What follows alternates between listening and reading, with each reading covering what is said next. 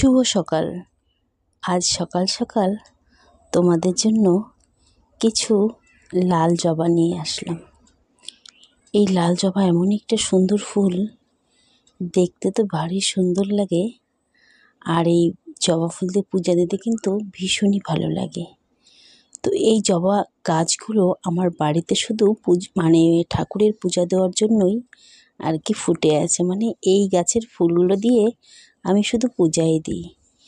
তো দেখতে পাচ্ছ খুব সুন্দরভাবে কিন্তু গাছের মধ্যে আর কি ধরে আছে। এগুলো শুধু আমার সকালে আর কি ঠাকুর পুজো দেওয়ার জন্যই, আর প্রচুর পরিমাণে আরও অন্য জবা আছে, সেটা না হয় অন্যদিন তোমাদেরকে দেখাবো। তো তোমরা দেখতে পাচ্ছ যে কত জবা আর কি ধরে আছে, শুধু লাল জবা। আমি তোমাদেরকে লাল জবার কথাই বলেছি, যে নানান রকমের লাল জবা শুধু এখানে ঠাকুরের পুজো দেওয়ার জন্যই আর ধরে আছে। তো হ্যালো এভরিওয়ান, আমি শম্পা। আমার নতুন আরেকটি ভিডিওতে তোমাদের প্রত্যেককে স্বাগত জানাচ্ছি। আশা করি তোমরা যে যেখানে আছো ভালো আছো এবং সুস্থ আছো। তো তোমরা দেখতেই পাচ্ছ যে জবা কত পরিমাণে আর কি ধরে আছে, আর যে জায়গাটিতে জবাগুলো ধরে আছে সেটা কিন্তু কোনো মাটির মধ্যে নয়, কয়েকটি মাত্র বালতি বা যে কোনো পাত্রের মধ্যে তোমরা বসাতে পারো আর কি। বালতির মধ্যে এখানে এই জবা গাছগুলো বসানো, আর খুবই সামান্য পরিমাণে মাটি তোমরা দেখতেই পাচ্ছ। আর এগুলো আর কি পাতা পচা সার দেওয়া গাছের আর কি নিচে। সেরকম যে পরিচর্যা করতে হয়, সেরকম যে নানান রকমের সার প্রয়োগ করতে হয় এই গাছের মধ্যে, তা নয়। এই জবা গাছগুলো শুধুমাত্র যদি ছোট্ট একটি বালতি কিংবা টবের মধ্যে তোমরা বসিয়ে রাখো, সেটি তোমরা ছাদেও বসাতে পারো, তো খুব সুন্দর হয়। কিন্তু এর জন্য আলাদা কোনো পরিচর্যা কিংবা কোনো কিছু যে করতে হয় আলাদা, তা নয়। আর খুব সুন্দরভাবে, বিশেষ করে তোমরা যদি ঠাকুর পুজো দাও, তো ঘরের ঠাকুর পুজো দেওয়ার জন্য কিন্তু এই ফুলগুলো কিন্তু খুবই সুন্দরভাবে ফুটে থাকে। দেখো, আমার তো বেশ ভালো লাগে, রোজ ঠাকুরকে একদম ভরে ভরে ফুল দিয়ে পুজো দিই।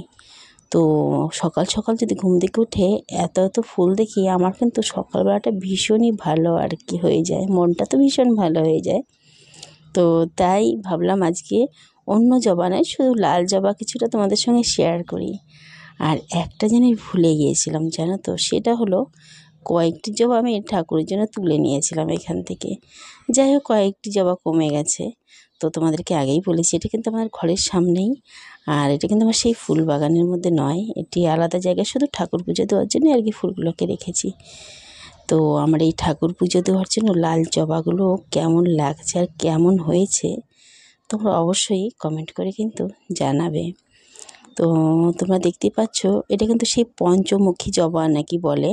আমার শাশুড়ি মা ওরা আর কি ভীষণ এই জবাটা আর কি পছন্দ করতেন পুজো দেওয়ার জন্য।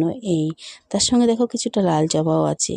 আর এই লাল জবা আমার ঘরে তো ভীষণ ভালো লাগে। আমি ঠাকুরকে ফুল দিয়ে নানান রকমের সাদা ফুল, নানান রকমের ফুল দিয়ে সাজিয়ে দিলেও মনে হয় যেন একটা যদি লাল ফুল থাকতো, তাহলে কিন্তু সেই সাজানোটা আর বেশ ভালো লাগতো, তাই না?